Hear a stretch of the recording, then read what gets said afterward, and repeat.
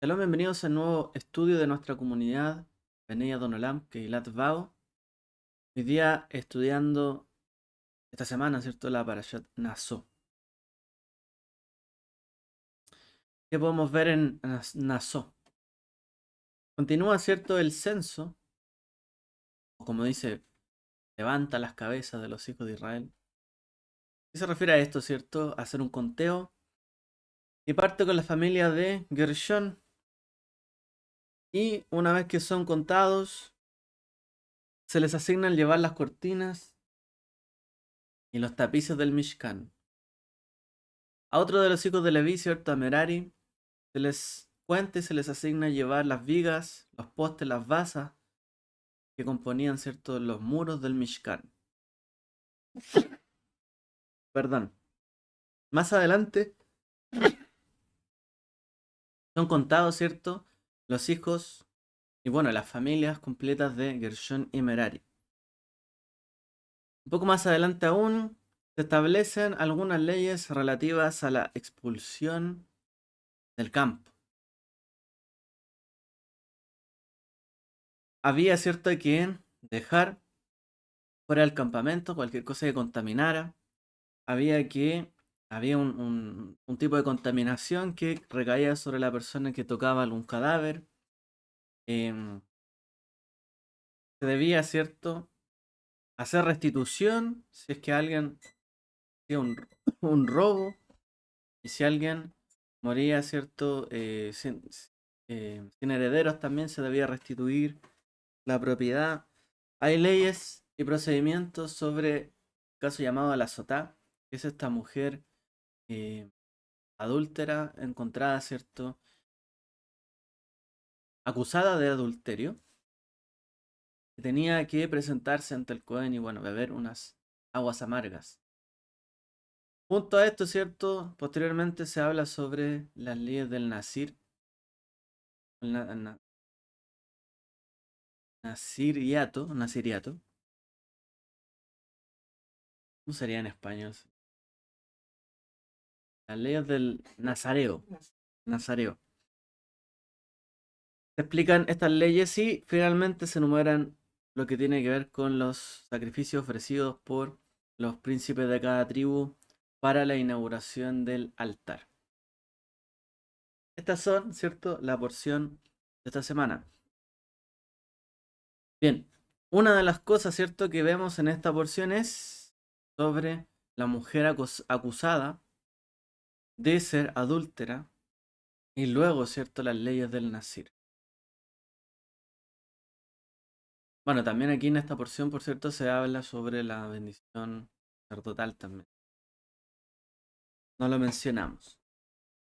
Así que, después de que la Torá se esmera, ¿cierto?, en hablar sobre lo que tiene que ver con la mujer sotá, la mujer sorprendida en adulterio, y se presenta toda, ¿cierto?, detalla todo el procedimiento para determinar si era culpable o no esta mujer, o era inocente, ¿cierto?, de tal acusación. La Torá habla sobre las leyes del Nazareo. Entonces, los sabios se preguntan, o el Talmud, ¿cierto? De hecho, en el tratado que lleva este nombre, Sotá, tratado que habla sobre la mujer y del adulterio, dice, del Talmud, dice, ¿por qué en el orden de la parashá de esta semana las leyes del Nazir siguen a las leyes de la Sotá? ¿Por qué se habla del Nazareno, ¿cierto? O del Nazareo, mejor dicho. ¿Por qué se habla del Nazareo junto con la mujer adúltera? El Talmud responde a sí mismo para enseñarnos que quien sea testigo de la vergüenza de la sotá debe limitarse a beber vino. Lo deja ahí. Quizás podríamos hacer un poquito más de leer unos textos más para darnos cuenta quizás un poquito del contexto. Hubo un momento, cierto, en la historia donde a él es acusado por sus profetas, cierto, por estar cometiendo muchos ilícitos, delitos, digamos, infidelidades. Recordemos, ¿cierto?, de cuando Yeshua viene y habla con esa mujer en el pozo, le dice, 5 maridos has tenido y el que tienes tampoco, ¿cierto? Tu marido. O sea, 5 veces adulteró el pueblo de Israel contra el Eterno. Y a quien sirves hoy tampoco es tu verdadero Señor. Hay pasajes, ¿cierto?, muy fuertes al respecto. Dice, por ejemplo, en Oseas 7, 8, 14. Efraín se mezcla con las naciones. Efraín es como una torta no volteada. Devoran extranjeros su fuerza, y él no lo sabe. También tiene cabellos canos, y él no lo sabe. Testifica contra él el orgullo de Israel, pero no se han vuelto al Señor su Dios, ni lo han buscado a pesar de todo esto. Efraín es como una paloma incauta, sin entendimiento. Llaman a Egipto, acuden a Asiria. Cuando vayan, tenderé sobre ellos mi red, como aves del cielo los haré caer. Los castigaré conforme a lo anunciado a su congregación. Ay de ellos, pues de mí se han alejado. Sobre ellos vendrá la destrucción, porque contra mí se han rebelado. Yo los redimiría, pero ellos hablan mentiras contra mí y no claman a mí desde corazón. Cuando gimen en sus lechos por el trigo y el mosto se reúnen y se alejan de mí. Dice que por el trigo y el mosto se reúnen y se alejan de mí.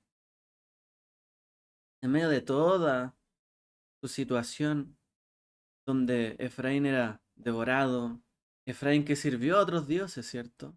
A otros señores, se fue tras un camino alejado del Eterno, y mientras hizo todo esto se emborrachó en su iniquidad, por así decirlo, y dice, se reúnen tras el trigo y el mosto, se alejan de mí, en vez de Efraín haber visto a esta mujer adúltera, que ¿quién era? Israel. En vez de haber visto, ¿cierto?, el adulterio de Israel y todo el desastre que ocasionaba, se fueron en pos de beber el vino. Por eso dicen los sabios, para enseñarnos por qué viene el tratado, o sea, por qué viene las leyes del Nazareo, a continuación de la mujer sotá, para enseñarnos que quien sea testigo de la vergüenza de la sotá debe limitarse a beber el vino. O sea, no limitarse a beber, sino que debe tener límites para beber vino. ¿Tú has visto una mujer adúltera? Efraín, tú vives, ¿cierto?, como una mujer adúltera. Has visto lo que te ocasionó todo esto. No debes vivir tras el mosto y el vino. Porque quien vive, ¿cierto?, tras mosto o el vino, en realidad lo que quiere hacer es pasar sus penas. O es una muestra de alegría. ¿Pero quién se podría alegrar en una situación de tal desastre? ¿Quién podría, cierto, regocijarse en ello? ¿Acaso un marido que encontrara a su mujer en adulterio tomaría vino para alegrarse en ese momento? A lo más bebería, cierto, el vino para embriagarse y olvidar su pena. Pero mientras esto más pasa, más se aleja, digamos, de su mujer. Hay una distancia. El problema es que cuando Israel hace esto y más bebe el vino, apese, de hecho, a su calamidad o mal, a su mala situación, no es que se acerquen más al Eterno, se alejan más de él al beber este vino. O sea, en realidad ese vino, en vez de ser algo grato con lo que Israel se alegre, porque la Torá también nos habla, ¿cierto?, que Israel se iba a regocijar en el mosto, que el Eterno le diera, ¿cierto?, las cosechas. Pero en realidad lo usaron para alejarse de él. Otro versículo. Isaías 28, 1 al 13 dice: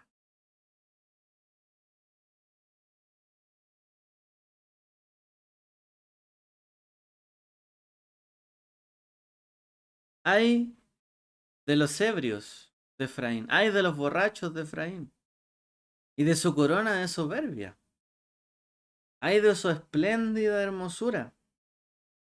Para esos aturdidos por el vino, no es sino una flor caduca sobre la cumbre del fértil valle. Pero miren, el Señor tiene a uno que es fuerte y poderoso como tormenta de granizo, como un torbellino trastornador, con el ímpetu de recias aguas que todo lo inundan y lo derriban por tierra. La corona de soberbia de los ebrios de Efraín será pisoteada. Su espléndida hermosura, que no es sino una flor caduca sobre la cumbre de un fértil valle, será como la fruta temprana, la primera del verano, que en cuanto alguien la ve, la corta y se la traga. Cuando llegue ese día, el Señor de los ejércitos será una corona de gloria para su pueblo remanente. Será una diadema de hermosura. Infundirá a los jueces espíritu de justicia. Dará fuerzas a los que defienden la entrada de la ciudad. Aunque también sacerdotes y profetas se erraron al embriagarse con sidra y con vino. Fallaron en la visión y tropezaron en el juicio. Actuaron tontamente, aturdidos por el vino y por la sidra. Todas sus mesas se llenaron de vómito y de suciedad. No quedó un solo lugar limpio. ¿A quién quieran enseñar? ¿A quién le imparten revelaciones? ¿Acaso a los destetados, a los que han dejado el pecho? Que salen con su ta, bla, bla, bla, pe, to. Le hablan a este pueblo en lengua extraña, en lengua de tartamudos. Dios les ha dicho, este es el reposo, hagan reposar a los cansados, este es el descanso. Pero ellos no quisieron oír, por eso el Señor también les dirá, bla, bla, bla, pe, to, hasta que vayan y caigan de espaldas, se rompan los huesos, sean atrapados y llenados de prisioneros. Otros versos, ¿cierto? También muy fuerte sobre Efraín y su embriaguez.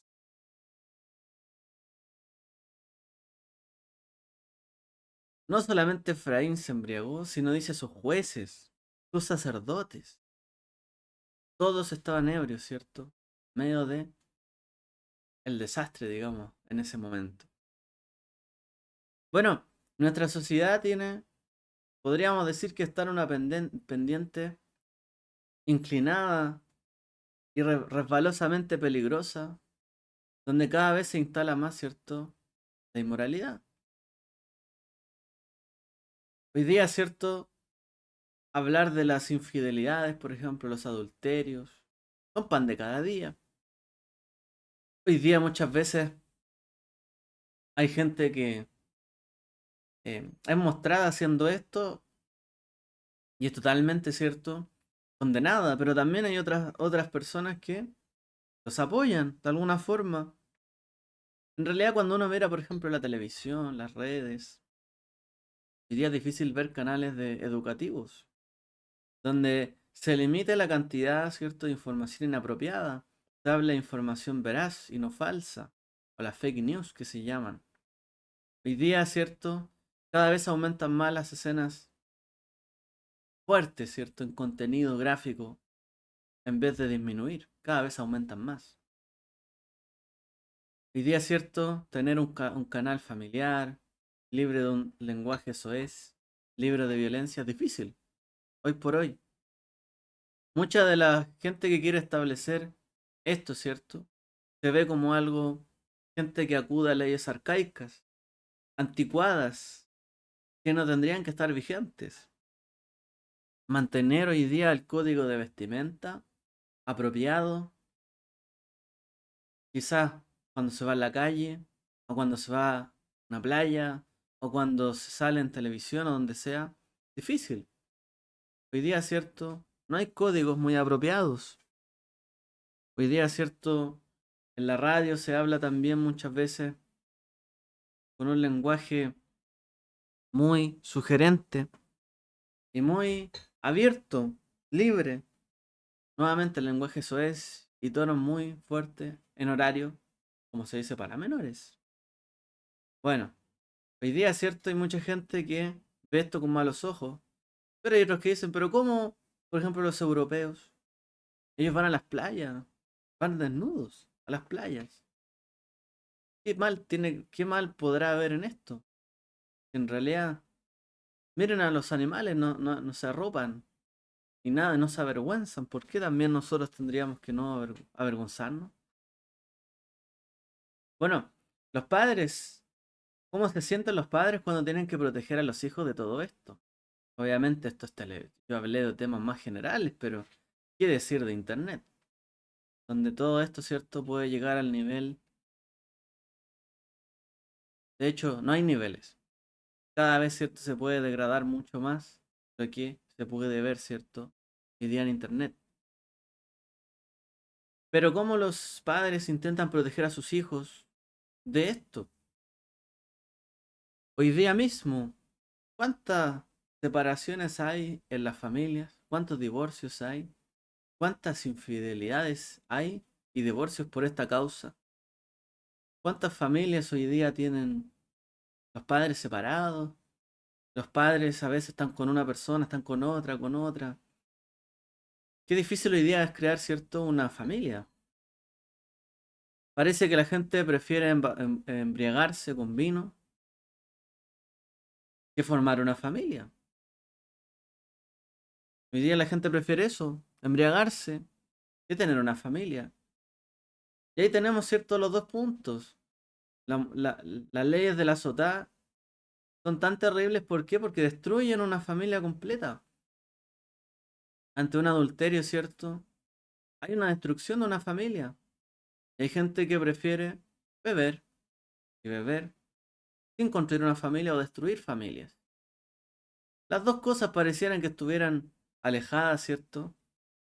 Las leyes de la SOTA y las leyes del Nasir, pero en realidad parecen estar muy cercanas. Entonces, ¿hasta qué punto somos capaces de ver hoy día lo bueno de lo malo? Hoy día, muchas veces, ¿cierto? La gente comete faltas graves o hace cosas muy fuertes, pero a veces por la fama se les perdona todo a la gente. Simplemente hacemos caso omiso de estos valores hoy día en la sociedad.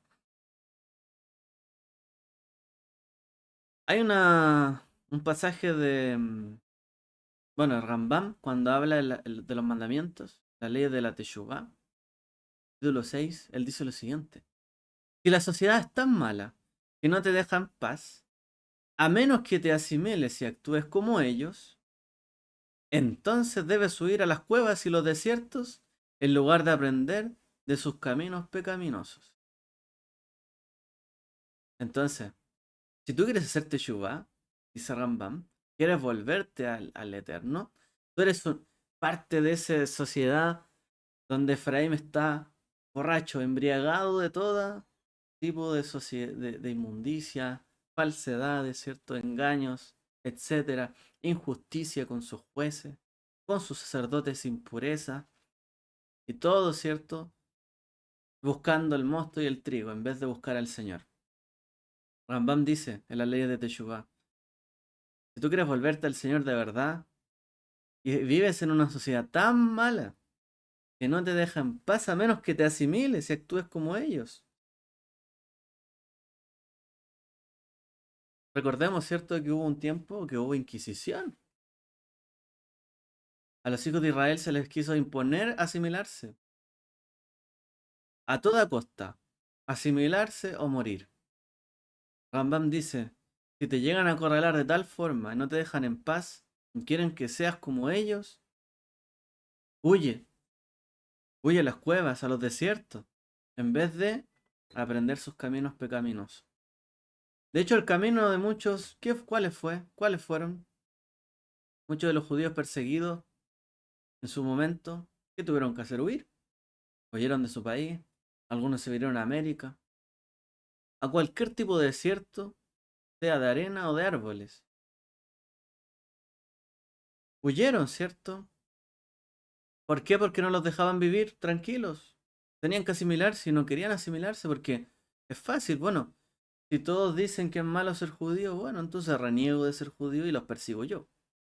Me salvo, pero es el camino de la Teshuvá.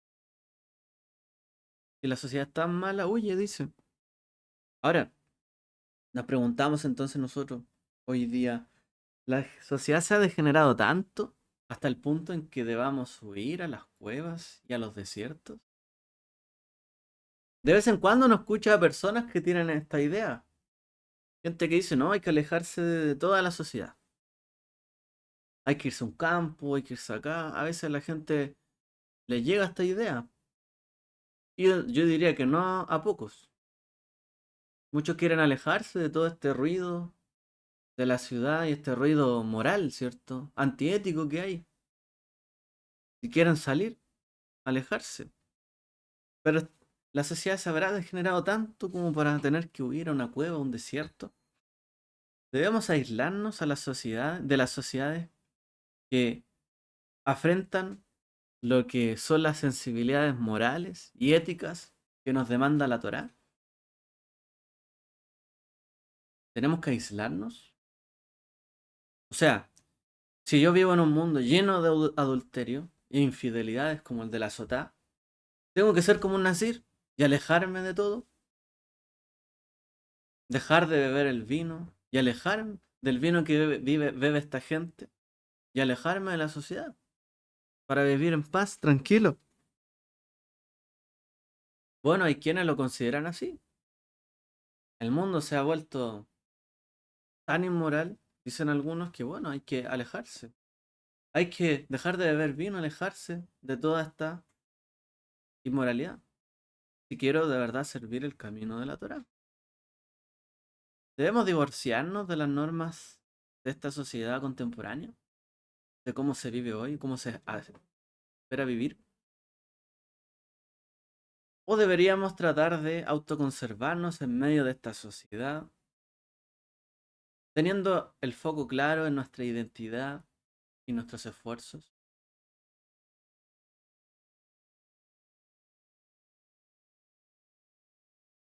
Claramente, claramente no hay una sola respuesta. Para el Nasir, la respuesta era: yo me alejo, dejo de beber vino, me aparto, me alejo, cierto, de la superficialidad, no se cortaban el pelo, me alejo, cierto, de lo que me aleja de la santidad, o me hace perderme en mi pensamiento, en el eterno, no bebo vino, y me aparto. Y muchos optan por esto. Otros luchan, cierto, en medio de una sociedad para vivir de una manera digna. Bueno, como dijimos, esta para allá yuxtapone estos dos episodios. La mujer, la sotá, antes de las leyes del Nazir, el nazareo. La sotá, dijimos, era una mujer adúltera que se había comportado de tal manera que había provocado que su marido sospechara de ella, se pusiera celoso. El procedimiento tenía una serie de criterios. Ahora, en primer lugar, pensemos. ¿Era inocente entonces el marido si hacía algo parecido? O sea, solamente culpamos a la mujer y no al marido. Caso de que fuera así y que hubiera sospecha, le había comunicado sus sospechas. Digamos, el hombre tuvo sospechas de la mujer. ¿Le dijo el marido a la mujer que tenía sospecha de que había adulterado? ¿Dijo en frente de testigos que tenía sospecha de que había adulterado o que alguien la vio? ¿Había ignorado sus preocupaciones y había, cierto, simplemente hecho caso omiso a esta acusación del marido ante estos testigos? Bueno, en realidad, obviamente hay un paso previo, o sea, no es que yo sospecho de mi mujer, entre comillas, ¿cierto? La Torá y hago que beba estas aguas amargas. O sea, no, o sea, primero hay que hablar, conversar, si hay testigos, hay que tratar de enfrentar la situación y ver si la mujer realmente cometió esto, ¿no? Ahora, obviamente esto tiene que ver con la sospecha.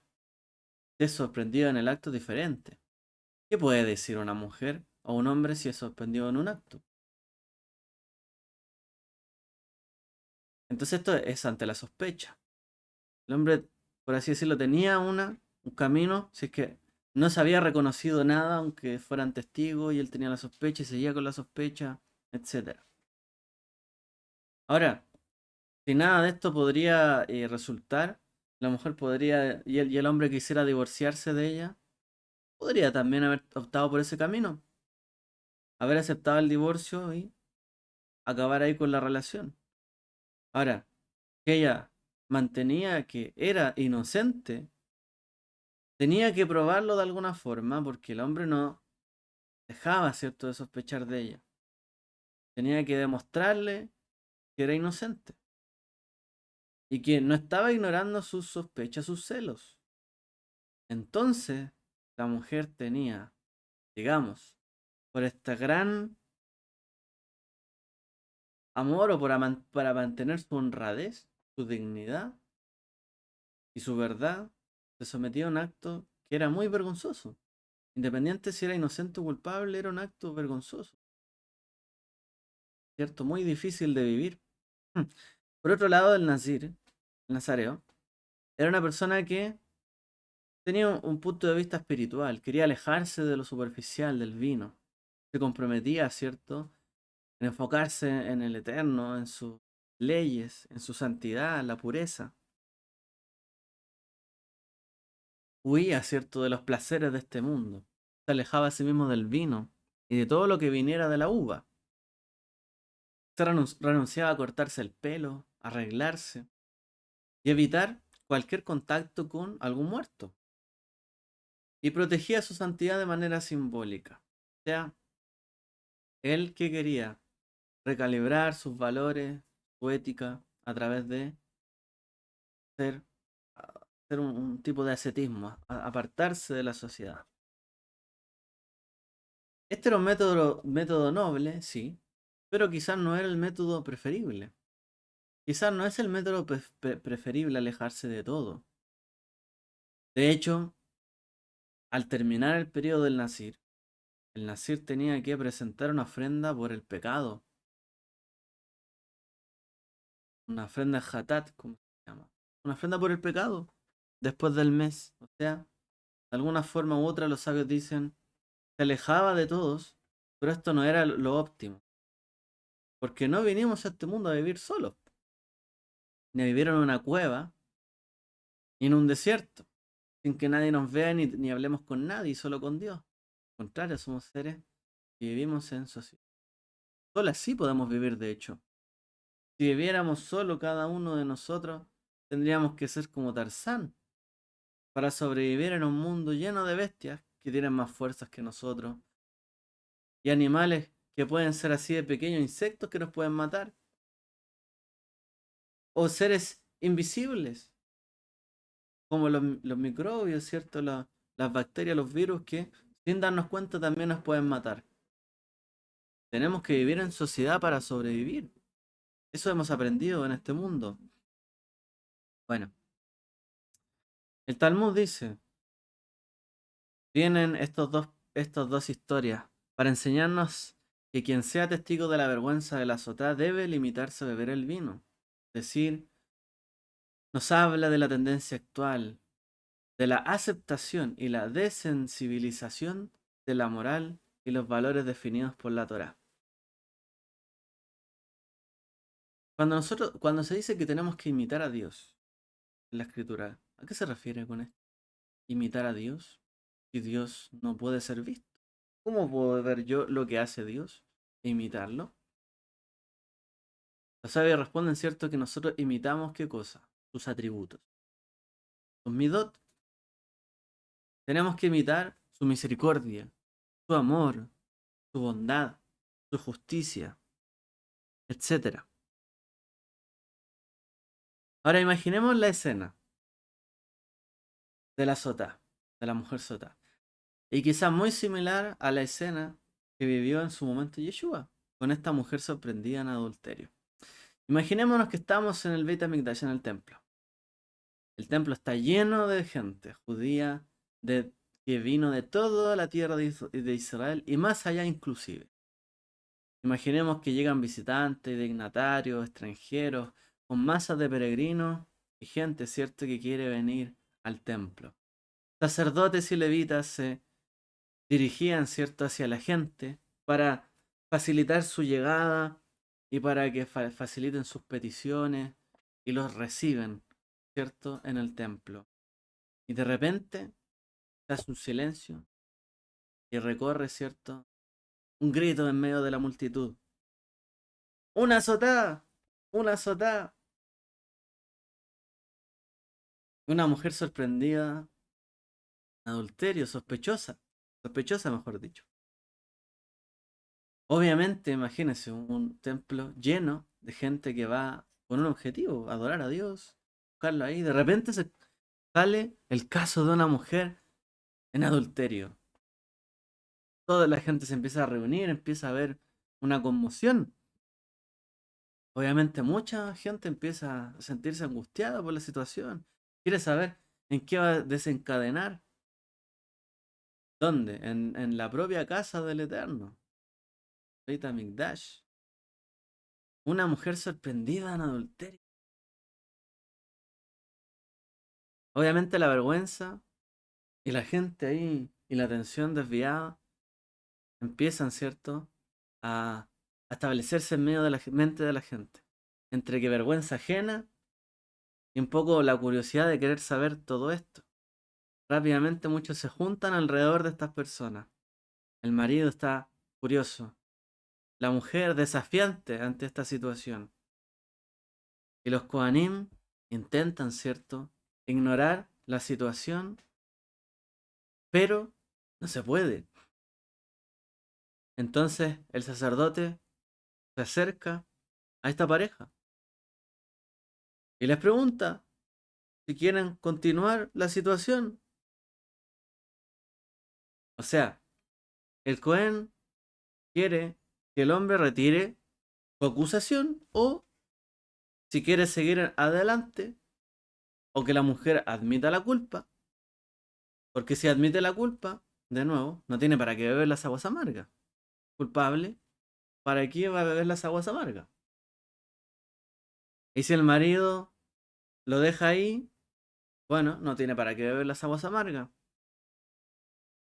¿Por qué? Porque cuando bebían estas aguas amargas, recordemos que el nombre del Eterno estaba allí y era borrado, de hecho. O sea, hacer esto es una vergüenza, pero también es casi como profanar el nombre del Eterno. En el fondo, la deslealtad de una pareja, ¿cierto? Está al nivel, porque todo lo que se mezclaba en estas aguas amargas se diluía el nombre del Eterno que era borrado. Prácticamente, profanar el nombre del Eterno es igual a profanarse el uno al otro.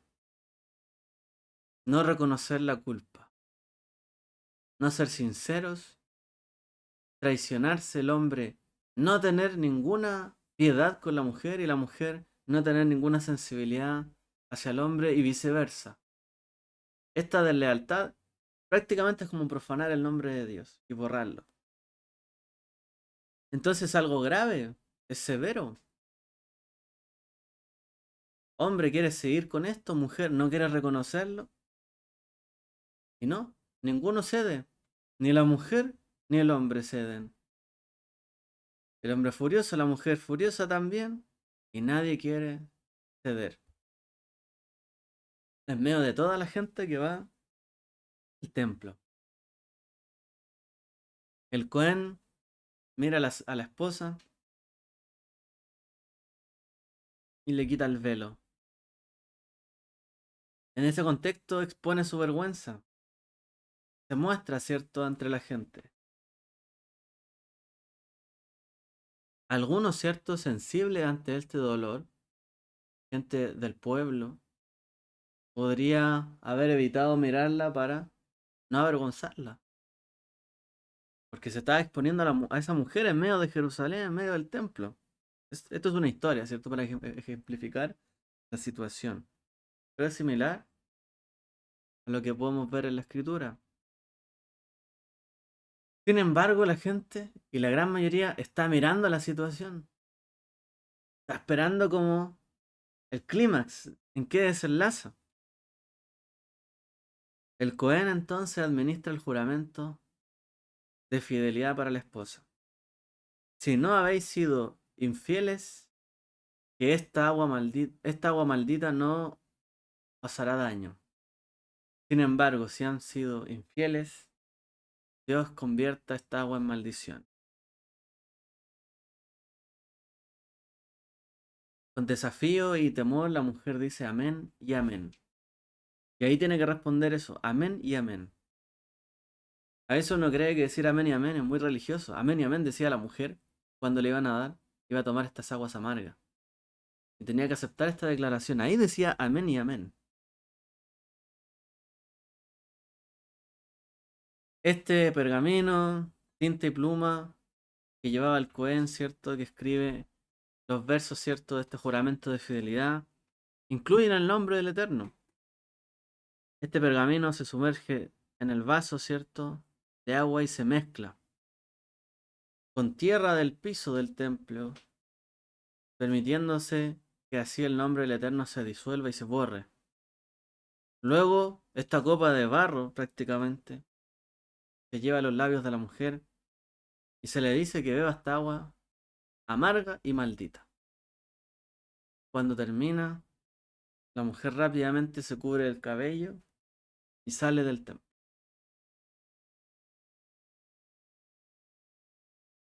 Vale, imaginémonos esta situación porque es terrible, ¿no? Lo que dice la Torá. Es una situación muy compleja, muy difícil. ¿Qué podemos aprender de esto? Bueno, si nosotros fuéramos testigos de algo así, obviamente causaría una impresión muy grande. Alguien podría decir, en verdad, nunca permitiría que en mi matrimonio se viviera algo similar. Jamás avergonzaría a mi mujer de esa forma. Podría decir un hombre que vio todo esto. Una mujer podría decir lo mismo, jamás me quisiera haber enfrentado a una situación similar. Siempre digna. Otros dirían, jamás haría que mis hijos pasaran por esta situación. Que nos vieran enfrentados públicamente ante una traición y sean humillados mis hijos. Los hijos también sufren todo esto. Bueno, obviamente uno le daría la vuelta a una situación así. La lección es compartida, forzadamente compartida y queda ahí. Y uno desearía que era el Eterno jamás, o que nunca viva yo una humillación de tal manera. Bueno, podríamos pensar en la escena de Yeshua, ¿no? Y de la mujer. Bueno, ¿quién quisiera estar en una escena así? Bueno, sí, la gente celebra, se reúne. Mira, aquí hay una mujer adúltera, ¿qué tenemos que hacer? Y celebra todo esto jocosamente. Y no se da cuenta del dolor y la degradación y la profundo daño que causa una situación como esta. Bueno, si crees que es tan ligero, tira una piedra, dijera Yeshua. Si crees que esta situación es ligera, tira una piedra. Parte tú. Pero no, no es ligero. Para nada. Una familia es algo importante. Los valores que tenemos son importantes. Tirarlo así por la borda, humillarlo y desestimarlo, no vale tanto la pena. Ante todo este espectáculo de vergüenza de una familia, algunos dirían, oh, Baruch Hashem, que no fui yo. Otros después se irían a almorzar ahí, buen asadito, un falafel, todo bien. Serían indiferentes ante esta vergüenza, insensibles al bochorno y a esta tragedia. Y todo seguiría igual que antes. Y con respecto a esto, los sabios, ¿cierto? Enseñaron en el Talmud Tratado Sotá, dice, si eres testigo de la vergüenza de una sotá, y eso es todo lo que es, una fascinación, una curiosidad, un espectáculo, Si presenciar el dolor y la vergüenza de una familia no te afecta, regresa a casa y sumérgete en la santidad. Vuelve a casa y renuncia al vino, a esa embriaguez, esa insensibilidad. Vuelve a casa y conviértete en un nazir, en un nazareo. Tú eres quien necesita ser recalibrado y rehabilitado. Tú eres quien se ha convertido en víctima de la asimilación y del ataque de la sociedad a la moral y los valores de la Torá. Tú eres quien necesitas escapar por un breve lapso de tiempo a las cuevas y el desierto. El primer grupo no quiere convertirse en un nazareo. Aprendieron la lección a primera vista de Dios. Los que se avergonzaron dijeron, bueno, que no pase esto sobre mi vida. Pero el resto de curiosos, pese a toda esta vergüenza, que siguieron con su indiferencia, ¿cierto? Pues deben responder por su indiferencia y hacerse nazareos, dice el Talmud. Entonces, a lo mejor esta idea de ser nazareo en nuestra sociedad parece buena. Me alejo del mundo, de la sociedad, del vino, de todos los placeres, porque este mundo está totalmente degradado. Y si eso fuera así, ¿hasta dónde hemos caído? Y si no es así, no pensamos nada al respecto y nos importa nada todo lo que pasa en este mundo y vemos a la gente hacer cosas totalmente inmorales y no nos pasa nada. ¿Qué tan indiferentes nos hemos vuelto? ¿Qué tan bajo nosotros hemos caído? Al no ser sensibles de todas estas cosas que pasan. Hoy día la gente toma su, su, su, a ver, ¿cómo decirlo?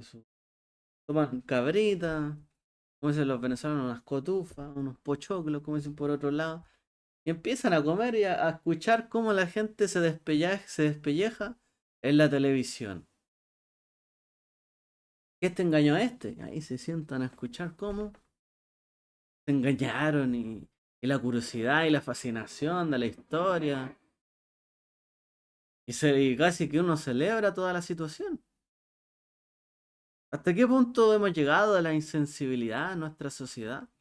Porque todo eso alimenta la vergüenza de otra persona. Gente que vaya a contar su vida avergonzando a la otra persona. Dejándolo humillándose y humillando al otro ante todo el mundo. ¿Qué tan insensibles nos hemos vuelto? Ahora nos da gusto esto. ¿Hasta qué punto hemos llegado ante esta depravación, inmoralidad? No nos sorprende nada de esto. Indiferente, de hecho a la gente le gusta, lo disfruta. ¿Hasta dónde hemos caído? ¿No será mejor que dejemos de beber vino y embriagarnos? Como dice, no se embriaguéis con vino, en lo cual hay disolución. Se están disolviendo entre toda esta sociedad, entre las costumbres y la moral de este mundo, de este siglo. Nos estamos, ¿cierto?, dejando llevar por todo lo que pasa alrededor como si nada. No nos damos cuenta. Emborrachados como con vino. Dejamos que todo este mundo siga como si nada.